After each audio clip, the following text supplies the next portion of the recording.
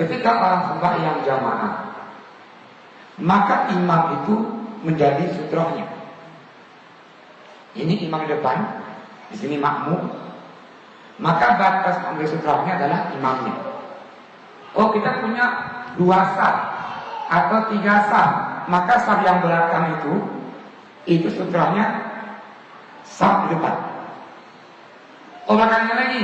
Nah, saf yang ketiga itu sutrohnya batasnya saf yang kedua. Maka bagaimana orang kalau kentut dalam berjamaah? Kapan dia keluar dari jamaah itu? Tadi fungsi sutroh adalah itu batasan sujud, batas sujudnya. Maka kalau nanti sempat atau terjadi lagi berjamaah kentut, nah gitu kan? Kapan kita ini keluar dari jamaahnya? Tunggulah jamaah itu sujud, baru keluar. Kenapa? Sutrohnya nampak waktu dia sujud.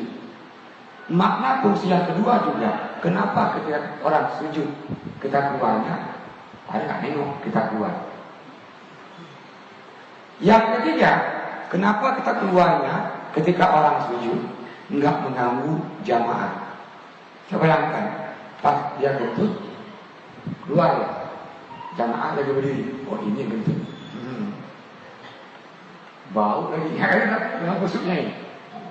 Maka tadi kalau kentut tadi dalam berjamaah, tunggu jamaah yang sujud baru keluar.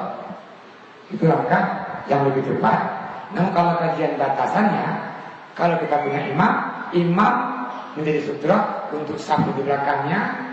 Kalau dia punya 3 saf yang kedua itu, saf yang pertama sutroh untuk saf yang kedua, dan saf yang kedua sutroh untuk saf yang ketiga, dan seterusnya. Terima kasih.